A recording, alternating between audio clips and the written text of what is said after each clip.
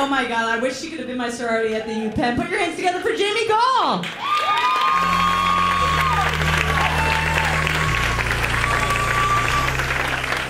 Hi.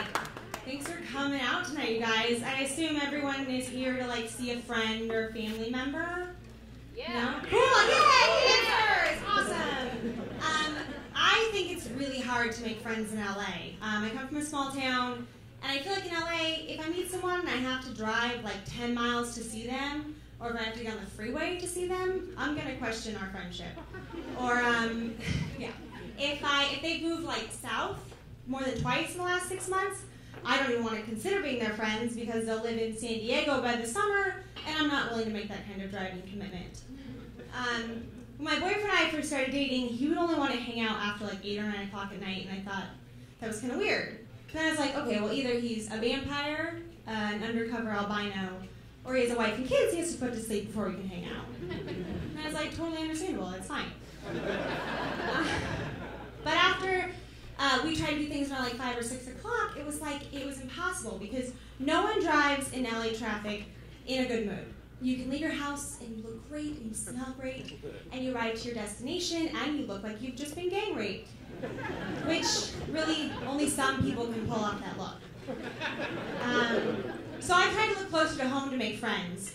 Lately, all I want are for my cleaning ladies, Mary and Maria, to like me. They come over like twice a month, which is more than most of my friends.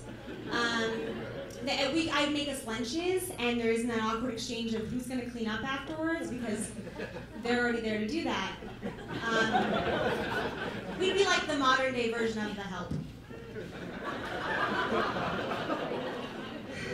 I think it sounds great.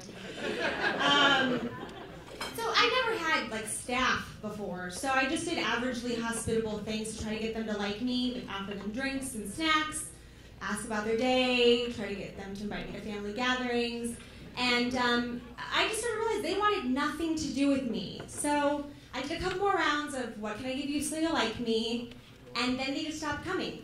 They just stopped coming to our house altogether, and we got these new cleaning ladies who are incredibly worthless.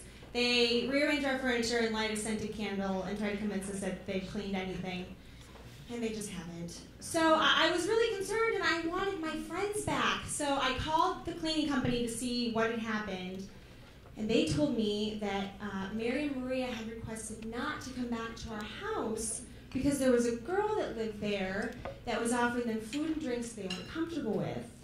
And I was like, all right, what kind of person are you when your maids judge you? I've reached an all-time low.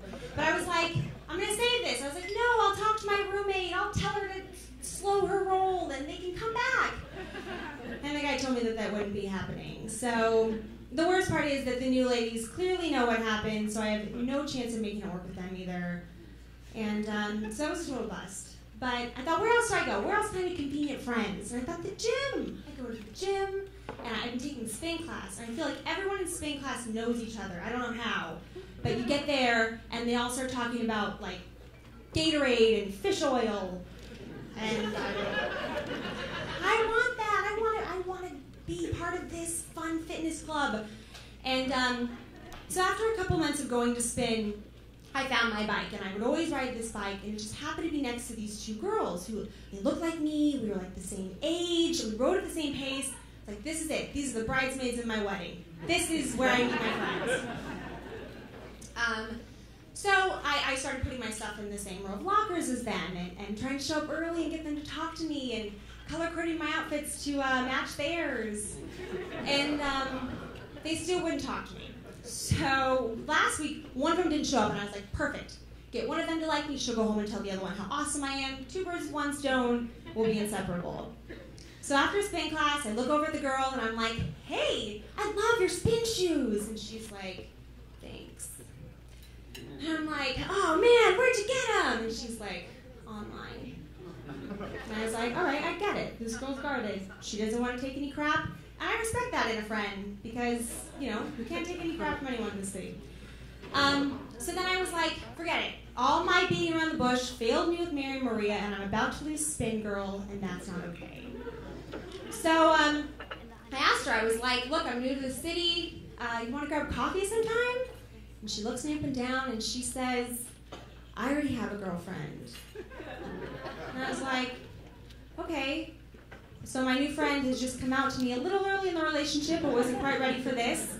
And I think just got turned down for a date I didn't ask for, which is great. So now my house is a mess and I can't go to the gym. I'm about to give up and just drive to see the friends that I have.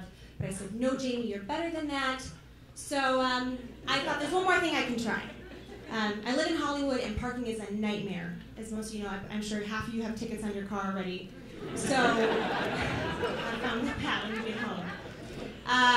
So there's a parking enforcement car that drives around my house every day, and she tickets violators. And I say hi to her, but it never got past that. And I was like, friendship is about, you get what you give, and I'm going to give big. So I started parking my car anywhere I could get a ticket from her. Red zone, handicap, fire hydrant, I didn't care. And then I'd wait for her, and she'd go out and write me a ticket, and I'd run out of my house, and I'd be like, what do you mean I can't park on my neighbor's lawn? I'd throw a fit, so she thought it was real. And then I'd be like, no, I understand, Henrietta, your job is hard. And who else could make a uniform like that look like a supermodel?